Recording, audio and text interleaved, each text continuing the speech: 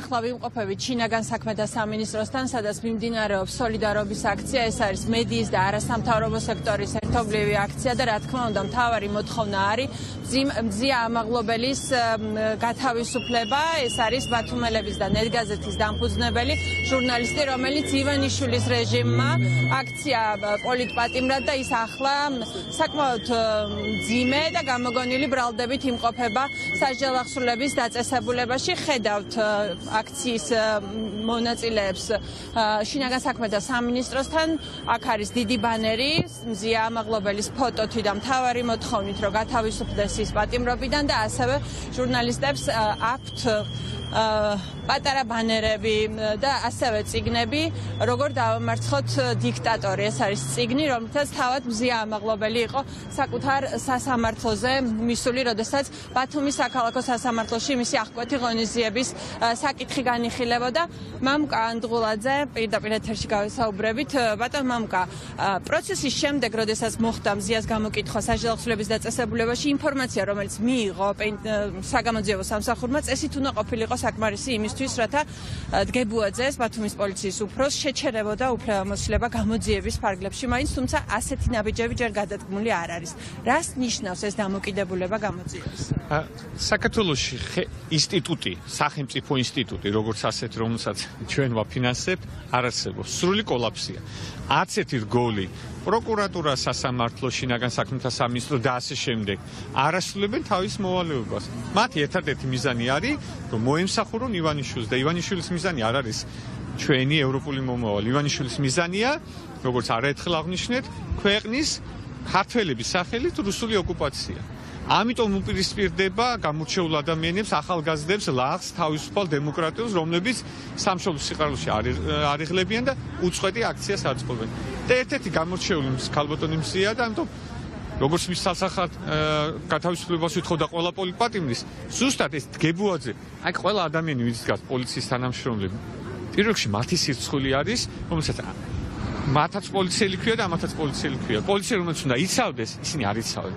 ხო ნახეთ, როგორ საუბრობს, როგორ იქცევა, ანის ბესელია, საერთოდ სიახლოვის არ არის სამართალდამცავ ორგანოსაც ქვია. ამიტომ მათსავე ინტერესში არის, ინსტიტუტის ინტერესშიც არის, რომ დაუყოვნებლივ შეუჩერდეს უფლებამოსილება და შემდგომ დადგეს მისი პასუხისმგებლობის საკითხი. ისევე როგორც ყველა იმ მოძალადისა, ვისაც ესენი ეხმარებოდნენ, ვიდეო კადრები არის, დღეს გავრცელება სპეციალურმა ინსპექტორმა განცხადება. ამდენი ის ჩავატარეთ, ამდენი ეს ჩავატარეთ, მარტივი კითხვა. ვინ მიეცა პასუხისმგებაში? ვის მიმართ დაიწყო დევნა? ყოველდღიურად ხედავთ ასეთ უკანონობას. იქიდან პასუხი არის 0. ეს არის ის ხალხი, რომელმაც უნდა წარადგინოს ქართული მოსახლეობა და არც აქვთ პირველ რიგში საქართველოს ლეგიტიმაცია და არც დემოკრატიული სახელმწიფოს. დიდი მადლობა. უსმენთ მამუკა ანდღულაძეს და როგორც მისგანაც მოისმინეთ, ასევე ერთ-ერთი მოთხოვნა არის, რომ ბათუმის პოლიციის უფროსს ირაკლი დგებუაძეს შეუჩერდეს უფლებამოსილება, რადგან როგორც უკვე ცნობილია საზოგადოებისთვისაც, სწორედ ის იყო ერთ-ერთი ინიციატორი მზია ამაღლობელის დაკავების და ასევე თავად მზია ამაღლობელის ჩვენებით უკვე მის მიმართ შეურაცხყოფა, მათ შორის ფიზიკური შეურაცხყოფის მცდელობა გაგრძელდა უკვე მისი დაკავების შემდეგ, როდესაც ის შეიყვანეს პოლიციის შენობაში. გიორგი თარგამაძე იმყოფება. გიორგი, მზია ამაღლობელი არის სისხლის სამართლის წესით დაკავებული და პოლიციელი, რომელსაც შესაძლოა მიუძღოდეს ყოველ შემთხვევაში ამ გამოძიების დაწყებულია თუ არა, ჩვენ არ ვიცით, ან მის წინააღმდეგ კონდეს ფსიქოლოგიური და ფიზიკური ძალადობა არის თავისუფლებაზე. რას ნიშნავს ყველაფერი ეს და ზოგადად მედიაზე ასეთი თავდასხმები? რეჟიმი რაც უფრო მეტად კარგავს ლეგიტიმაციას და ხალხის ნდობას, ამას ანაცვლებს ძალადობა. ზოგადად რო დავაკვირდეთ, ერთის მხრივ კარგი ამბავი ის არის, რომ ასეთ უკიდურესი ზომები და ასეთი სისასტიკე, რომელსაც ხალხის ადამიანების და მათ შორის პირველ რიგში თავისუფალი პროფესიების წინააღმდეგ იჩენს რეჟიმი, ეს ნიშნავს, რომ ისინი ძალიან სწრაფი ტემპით დაღმოვალ გზაზე დგანან. ყოფილი პრემიერის ცემა იქნება ეს პოლიტიკური ლიდერების, ჟურნალისტების, ადამიანების ზოგადად. აი უბრალოდ რომ დავფიქრდეთ, ნორმალურ საზოგადოებაში პოლიციის მთავარი მოკავშირე ვინ არის? ეს არის საზოგადოება, ხო? ანუ პოლიცია თავის ძალას ლეგიტიმურს ახორციელებს საზოგადოებრივი მანდატით. საქართველოში პოლიცია დაუპირისპირდა ხალხს და საზოგადოებას და მოკავშირედ გაიხადა კრიმინალური სამყარო. ამაზე უფრო დიდი ანომალია უბრალოდ ბუნებაში არ არსებობს. ამიტომ ეხა ეს ბიჭები, რომლებიც ჩემს უკან დგანან, ხო? მათი უმეტესობა დიდი ალბათობით ჩემზე გაცილებით პატარა არის და ბევრ შეიძლება საერთოდ არც კი ახსოვს 90-იანი წლების დასაწყისი, როდესაც მე და ჩემი თაობის წარმომადგენლები ჟურნალისტიკაში საქმიანობას ვიწყებდით. იქიდან მოყოლებული ჩვენმა თაობამ ჟურნალისტების ძალიან ბევრი მსხვერპლი გაიღო ამ სიტყვის პირდაპირი მნიშვნელობით. იმისთვის რომ ქვეყანაში ყოფილიყო თავისუფალი სიტყვა და ქვეყანა ევროპული მიმართულებით ცივილიზაციისკენ წასულიყო. ის რაც ეხლა ხდება, ეს არის ჩვეულებრივი ჯუნგლების კანონით ცხოვრების წესად ქცევა ივანიშვილის მიერ, რაც არ გამოვა. მზია ამაღლობელი დიდხანს ციხეში არ გაჩერდება და ეს რეჟიმიც დიდხანს ვერ გაძლებს, ვერ იარსებებს. იმიტომ კი არა რომ მე ვაპროტესტებ ამას, იმიტომ რომ პოლიცია გადაეკიდა იმას, ვინც მისი მთავარი მოკავშირეა, ჩვენ, ხალხი და საზოგადოება. დიდი მადლობა გიორგი თარგამაძეს უსმენთ და როგორც უკვე გითხარით, აქ თითქმის ყველას, რომელიც იმყოფება ამ აქციაზე, ხელში უჭირავს წიგნიც, რა თქმა უნდა და ასევე ბანერიც. ნოდარ მელაძე, ნოდარ წიგნით ხარ, როგორ უნდა დავამარცხოთ დიქტატორი და შენი აზრით აი ამ სიტუაციაში, რომელიც ივანიშვილმა შექმნა ქვეყანაში, როგორ არის შესაძლებელი დიქტატორის დამარცხება? დიქტატორები დამარცხებულან სოფლიოში და არც ივანიშვილი არის პირველი და არც იქნება უკანასკნელი. იმიტომ რომ ჩვენ ძალიან კარგად ვხედავთ, რომ რაც უფრო მეტად ზრდის ზეწოლას, უფრო იზრდება ამის პროპორციულად პროტესტი. ახლა ძალიან მნიშვნელოვანია, რომ თითოეულმა მოქალაქემ გაიაზროს აი ეს ყველაფერი, რასაც ჩვენ ვხედავთ ამ ქვეყანაში.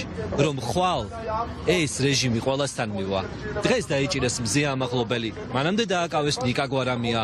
ხვალ ნებისმიერი ჩვენგანი შეიძლება გაუშვან ციხეში, იმიტომ რომ არ მოეწონოთ გადაცემა, სტატია, გამოძიება თუ ასე შემდეგ. დღეს ეს ყველამ უნდა გაიაზროს. და ყველაზე გულდასაწყვეტი და სამარცხვინო ამ ამბავში არის ის, რომ ამ ამბავს ვერ იაზრებენ ის ადამიანები, რომლებიც დღეს საკუთარი ნებით თუ გარემოებების გამო მუშაობენ სამთავრობო პროპაგანდისტულ არხებზე. დღეს აქ სად არის კურიერის გადამღები ჯგუფი და რუსთავი 2. შეიძლება აქციაზე არ იდგენ, მაგრამ ამბის გასაშუქებლად შენი კოლეგები რომ ქუჩაში დგანან, როგორ არ უნდა გააგზავნო ჯგუფი? სად არის აქ იმედის ჯგუფი? იმ ნიუსრუმში მომუშავე ჟურნალისტებს მინდა ვკითხო, ხვალ რომ გამოვლენ და იტყვიან, რომ იცი რა არის ეს ჩემი პოზიცია, ეს ჩემი მოსაზრება, ყველას უნდა ქონდეს კი, მაგრამ ყველა ამბავი უნდა ხვდებოდეს ეთერში. პირველ რიგში პატივი უნდა სცეთ თქვენს მაყურებელს, იმიტომ რომ მათთან მიიტანოთ ყველა ამბავი, რომელიც ხდება ქვეყანაში და როდესაც ჟურნალისტს ციხეში უშვებენ და პოლიციის უფროსი სახეში აფურთხებს დაკავებულ ქალს, ეს არის ამბავი და როდესაც ჟურნალისტები ქუჩაში გამოდიან ამ ამბის გამო პროტესტით, ესეც არის ახალი ამბავი, რომელიც პირველ რიგში შენი საკუთარი მაყურებლის პატივისცემის ნიშნად უნდა გააშუქო. დიდი მადლობა. ნოდარ მელაძეს უსმენთ, ნინო ჯანგირაშვილი. ნინო, ანუ იმ ძალადობების შემდეგ, რომელსაც ბოლო პერიოდში ვუყურებთ, უკვე გადავიდნენ ჟურნალისტების დაკავებაზე და დაკავებაზე სისხლის სამართლის წესით. საკმაოდ მძიმე მართალია შეთითქმული, მაგრამ მძიმე მუხლებით. რას ნიშნავს და რა უნდა გავაკეთოთ ჩვენ მედია? რას ნიშნავს და რეჟიმი არის თვითშენარჩუნების რეჟიმში და ერთადერთი რაც მას გააჩნია, ეს არის რეპრესიული მანქანა. სხვა რა ფუნქციონირებს, არ ვიცი, აი ოცნებას რო გადავხედოთ. თავრობა ფუნქციონირებს, პარლამენტი ფუნქციონირებს, თუ რა, აბსოლუტურად გამოსულები არიან წყობრიდან და რაღაც ბუნკერის რეჟიმში არიან. ძალას გვაჩვენებენ, ხო? და ჩვენ უნდა ვაჩვენოთ, რომ არ გავწყდებით. ამ ძალით ვერ დაგვამარცხებს და რა ვიცი, ხა როცა სპეცრავს აქცევს რუსულ ომონად და პოლიციას აქცევს მილიციად, ჩვენ სახმაშიც ეს ხალხი ეს არის რეალურად, ხო? და ვერ იარსებებს 21 საუკუნის 20-იანი წლების საქართველოში რუსული ომონი და მილიცია გამორიცხულია და ჩვენ გავიმარჯვებთ და მზია ამაღლობელი იქნება თავისუფალი. დიდი მადლობა. ნინო ჯანგირაშვილს უსმენთ. ხატია ღოღობერძე, ხატია მედიის წინააღმდეგ შეიძლება ითქვას, რომ ხელისუფლებას ომი აქვს გამოცხადებული. რა უნდა იყოს ჩვენი პასუხი ამ შემთხვევაში? ხო, პირველ რიგში ვიტყვი, რომ კი ხელისუფლებას მედიის წინააღმდეგ ომი აქვს გამოცხადებული და ეს არ მომხდარა, არ დაწყებულა ახლა, რამდენიმე წელია გრძელდება. უბრალოდ ახლა კრიტიკულ ფაზაში შევიდა და აღსანიშნავია, რომ არავინ, ვინ ჟურნალისტებს ფიზიკურად გაუსწორდა, არ არის დასჯილი და მზია ამაღლობელს ემუქრება 4-დან 7 წლამდე პატიმრობა, რის გამო? ან გებუაძეს ვითხოვთ, რომ აუცილებლად პასუხისმგებლობა დადგეს გებუაძის და ასევე დაიცვას ხელისუფლებამ ჟურნალისტების უფლებები. ხელისუფლების ვალდებულებაა, რომ ჩვენი უფლებები დაიცვას და დარწმუნებული ვარ, რომ აქ მდგომ არც ერთ ჟურნალისტს ახლა აქ დგომა არ უნდა და ყველას უნდა, რომ თავისი მოვალეობა შეასრულოს. ჩვენ გვაიძულეს, რომ აქციებზე გამოვიდეთ, იმის ნაცვლად, რომ გავაშუქოთ. ჩვენ მართალია ორივეს ვახერხებთ, მაგრამ აქციებზე არ უნდა ვიდგეთ. ჩვენ აქციებზე არ უნდა გვიწევდეს ჩვენი უფლებების დაცვა, მაგრამ ხელისუფლება გვაიძულებს ისე იქცევა, რომ ჩვენ ჟურნალისტები ვიქეცით ადამიანებად, რომლებსაც გვაშუქებენ ასევე ჩვენი კოლეგები, ხო? ჩვენ გვინდა თავისუფლება მედიისთვის, ჩვენ გვინდა თავისუფლება მზია ამაღლობელისთვის, გებუაძის პასუხისმგებლობა და იმ ადამიანების დასჯა, რომლებიც გაუსწორდნენ სხვა ჟურნალისტებს, ან გურამ როგავას და სხვებს. მაკა ჩიხლაძეც აქ არის, ყველა ჟურნალისტს ხელი შეუშალეს, არ ვიცი, საშინელება ჩაიდინეს და დღეს გვეუბნებიან, რომ თურმე მზია ამაღლობელი უნდა იყოს ციხეში. წარმოუდგენელია უბრალოდ ეს უსამართლობაა.